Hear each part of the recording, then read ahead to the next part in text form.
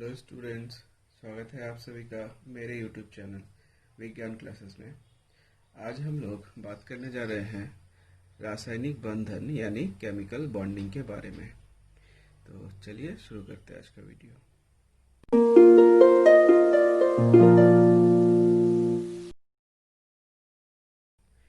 यौगिकों में परमाणु तथा पदार्थ में अणु को आपस में बांधे रखने के लिए जो कारक अथवा बल उत्तरदायी होते हैं बंध यानी बॉन्ड्स कहलाते हैं तथा यह प्रक्रिया बंधन यानी बॉन्डिंग कहलाता है।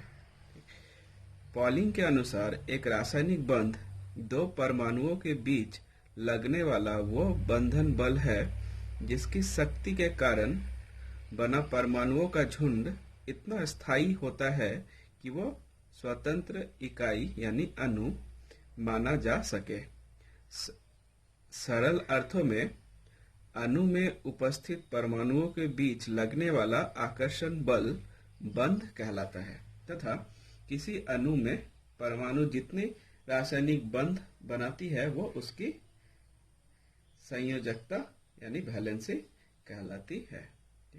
अब बात करते हैं हम लोग रासायनिक बंध बनाने के कारण के बारे में। कोई जो परमाणु है वो रासायनिक बंध क्यों बनाते हैं, कॉज ऑफ केमिकल बॉन्डिंग।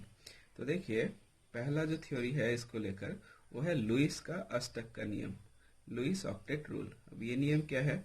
इस सिद्धांत के अनुसार प्रत्येक तत्व अपने संयोजी कोष यानी वैलेंस इलेक्ट्रॉन, हर तत्व अपने सबसे बाहरी जो कोष है वैलेंस सेल, इसमें 8 इलेक्ट्रॉन प्राप्त करके अधिक स्थायित्व अर्थात निकटतम अक्रिय गैस का विन्यास प्राप्त करने की प्रवृत्ति रखता है, जिस कारण यह बंध बनता है।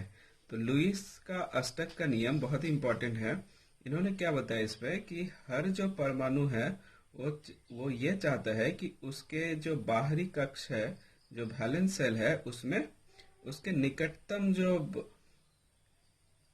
निकटतम जो अक्रिय गैस है उसके विन्यास के बराबर हो जाए, उसके बाहरी कक्ष में इलेक्ट्रॉनों की संख्या। मतलब अगर हम लोग सबसे सिंपल भाषा में बोले तो लुईस के अष्टक के नियम के अनुसार हर एटम ये चाहता है कि उसके जो बाहरी कक्ष है उसमें 8 इलेक्ट्रॉन रहे। अब मान लीजिए किसी के पास अगर 6 इलेक्ट्रॉन्स है बाहरी कक्ष पे, तो वो 2 इलेक्ट्रॉन लेना चाहेगा।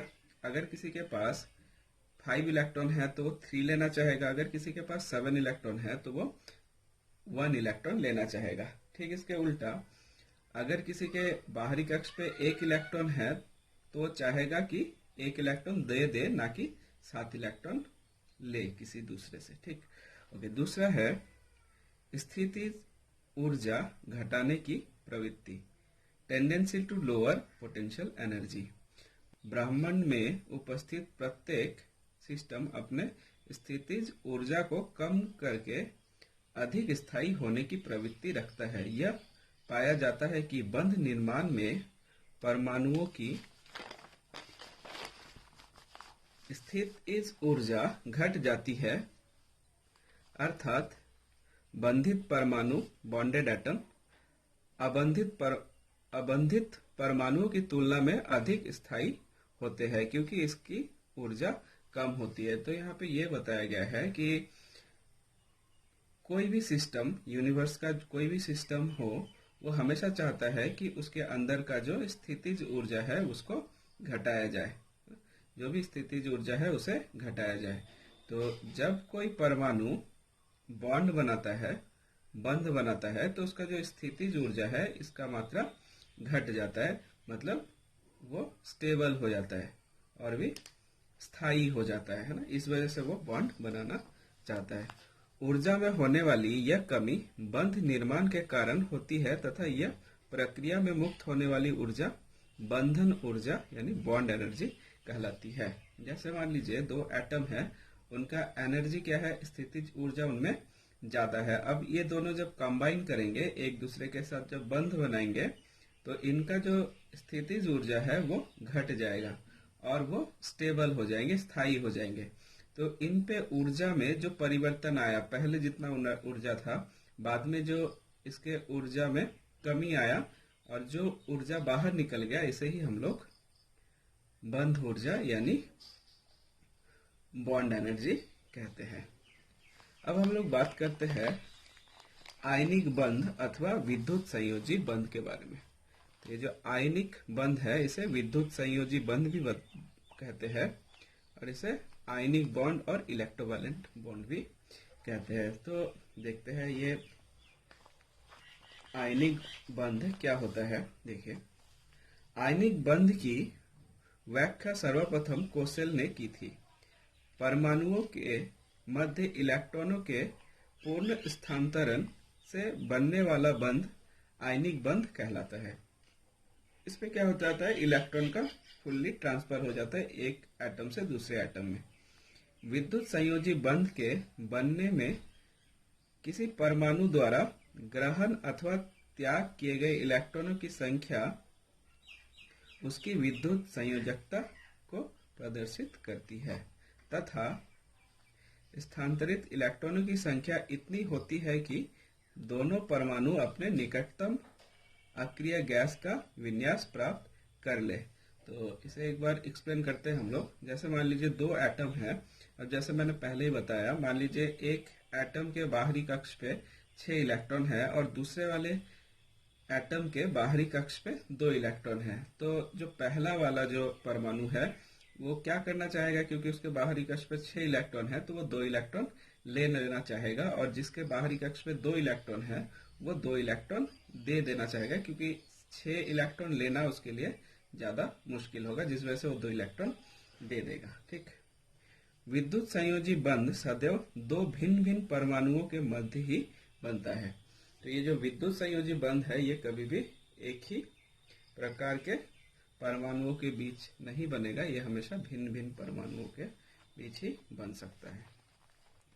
अब हम लोग बात करते हैं आयनिक बंध बनने की आवश्यक स्थितियों के बारे में। अब कैसे आयनिक बंध बनता है, आयनिक बॉन्डिंग कैसे बनता है। तो देखिए, धनायन में परिवर्तन होने वाले परमाणुओं की आयनीकरण ऊर्जा आयनाइजेशन एनर्जी जितनी कम होती है उससे आयनिक बंध बनने में उतना ही सुगमता होती है। तो जिनका आयनाइजेशन एनर्जी का मतलब क्या होता है, मान लीजिए कोई एक परमाणु है तो उसके बाहरी कक्ष से इलेक्ट्रॉन जितने आसानी से निकल सकता है, तो आयनीकरण ऊर्जा क्या होता है, इट इज जितना ऊर्जा देने पे इसके बाहरी कक्ष से एक इलेक्ट्रॉन निकल जाए उसे ही हम लोग आयनीकरण ऊर्जा यानी आयनाइजेशन एनर्जी बोलते हैं। तो जो धनायन बनना चाहता है, मतलब जो एक इलेक्ट्रॉन लॉस करेगा तो वो पॉजिटिव चार्ज बनाएगा, तो जिसका ये आयनाइजेशन एनर्जी मतलब कम एनर्जी देने से ही उससे एक इलेक्ट्रॉन निकल जाए और वो पॉजिटिव आयन बना ले, तो ये आयनिक बंध बनाने का एक बहुत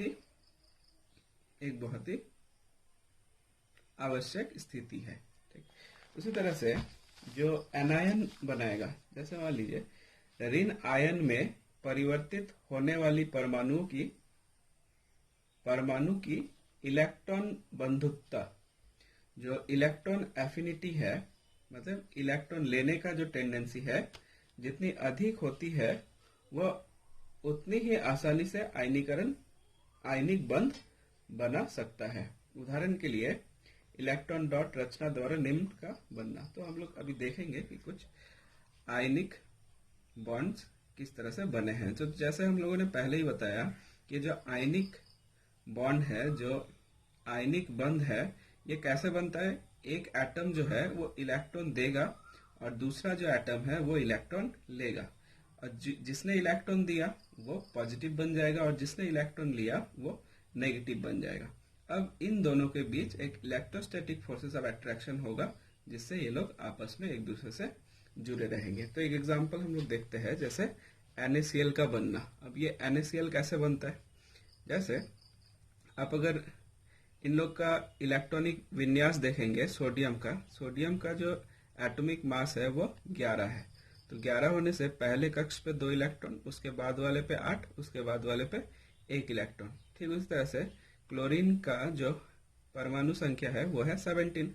पहले कक्ष पे 2, फिर बाद वाले पे 8 और लास्ट वाले पे 7 इलेक्ट्रॉन्स है। तो ये इसके बाहरी कक्ष पे 7 इलेक्ट्रॉन है और सोडियम के बाहरी कक्ष पे 1 इलेक्ट्रॉन है। तो सोडियम क्या करना चाहेगा, 1 इलेक्ट्रॉन क्लोरीन को दे देगा। अब सोडियम ने 1 इलेक्ट्रॉन दे दिया तो सोडियम पे कौन सा चार्ज आया, पॉजिटिव चार्ज, धनायन। और क्लोरीन ने 1 इलेक्ट्रॉन लिया तो क्लोरीन पे नेगेटिव चार्ज बना, ऋणायन। अब क्या हुआ, इस पे धनायन है, इस पे ऋणायन है, तो ये दोनों आपस पे जुड़े रहेंगे इलेक्ट्रोस्टैटिक फोर्सेस के द्वारा और ये अब स्टेबल हो जाएंगे, स्थायी हो जाएंगे। तो इसे इस तरह से भी हम लोग दिखा सकते हैं, जैसे इसके बाहरी कक्ष पे 1 इलेक्ट्रॉन थे और इसके बाहरी कक्ष पे 7 इलेक्ट्रॉन थे। इसने 1 इलेक्ट्रॉन इसे दिया, ये इस पे पॉजिटिव चार्ज हुआ और ये क्लोरीन पे नेगेटिव चार्ज। अब ये NaCl बनाया इस तरह से। ठीक है, उसी तरह से हम लोग कैल्शियम ऑक्साइड का बनना देख सकते हैं। कैल्शियम का अगर एटॉमिक नंबर देखेंगे, परमाणु संख्या वो 20 है और इसका इलेक्ट्रॉनिक विन्यास होगा पहले कक्ष पे 2, उसके बाद वाले पे 8, उसके बाद वाले पे फिर से 8 और उसके बाद वाले पे 2, 2 8 8 2 है ना, 20 इलेक्ट्रॉन्स। और ऑक्सीजन का अगर देखेंगे, ऑक्सीजन का एटॉमिक नंबर होता है 8, तो इसके बाहरी कक्ष पे 6 इलेक्ट्रॉन्स है। तो क्या करना चाहेगा, ऑक्सीजन 2 इलेक्ट्रॉन लेना चाहेगा, तो कैल्शियम क्या करेगा, 2 इलेक्ट्रॉन इसे दे देगा, है ना। तो अगर कैल्शियम ने 2 इलेक्ट्रॉन दिया तो कैल्शियम पे क्या चार्ज होगा, 2 पॉजिटिव, और ऑक्सीजन ने 2 इलेक्ट्रॉन लिया तो ऑक्सीजन पे 2 नेगेटिव। अब पॉजिटिव और नेगेटिव आपस में फिर से इलेक्ट्रोस्टैटिक फोर्स के द्वारा जुड़े रहेंगे और ये कैल्शियम ऑक्साइड बनाएंगे। और एक हम लोग बात कर लेते हैं मैग्नीशियम क्लोराइड का, MgCl2, मैग्नीशियम डाइक्लोराइड। तो इसमें क्या है, मैग्नीशियम का अगर परमाणु संख्या देखेंगे वो है 12 परमाणु संख्या है। तो इस पे इलेक्ट्रॉन कैसे होंगे, पहले कक्ष पे 2, उसके बाद वाले पे 8, उसके बाद वाले पे फिर से 2 इलेक्ट्रॉन।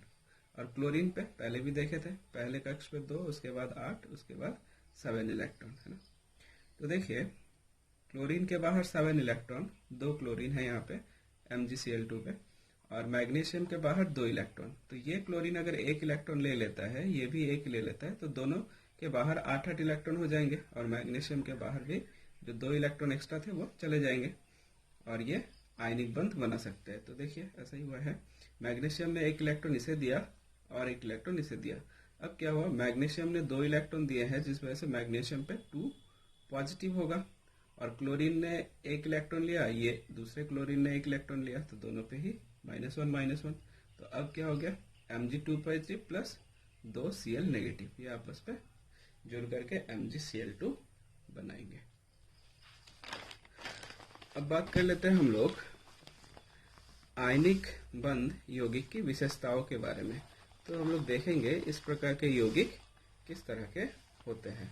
तो देखिए ये क्रिस्टलीय ठोस होते हैं जिनमें आयन एक निश्चित 3D विन्यास में जुड़े होते हैं, मतलब ये क्रिस्टलाइन ठोस होते हैं हमेशा, है ना, और इनका अरेंजमेंट हमेशा एक समान का होता है।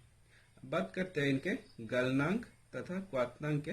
तो जो आयनिक बंध वाले जो यौगिक होते हैं उनका मेल्टिंग पॉइंट यानी गलनांक और फ्रीजिंग पॉइंट यानी क्वाथनांक, ये दोनों ही बहुत ही हाई होता है, ज्यादा होता है।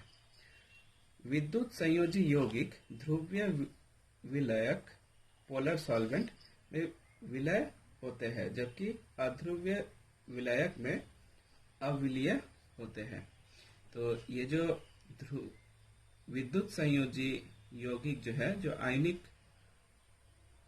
बॉन्ड्स वाले जो कंपाउंड है, ये सभी पोलर सॉल्वेंट यानी ध्रुवीय विलयक में सॉल्युबल होते हैं, है ना। और नॉन पोलर सॉल्वेंट जो अध्रुवीय विलयक है, इनमें अविलय होते हैं। ठीक, ठोस अवस्था में आयनिक यौगिक विद्युत के कुचालक होते हैं, जबकि विलयन में इनके आयन गति कर सकते हैं, अतः विलयन में यह विद्युत के सुचालक होते हैं।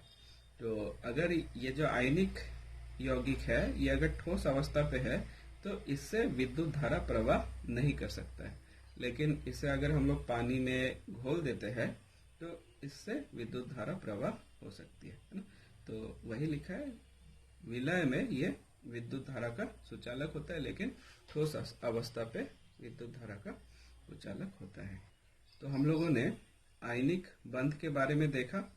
अगले क्लास पे हम लोग कोवैलेंट बॉन्डिंग के बारे में देखेंगे। तो मिलते हैं हम लोग अपने नेक्स्ट वीडियो में। तब तक के लिए बाय बाय।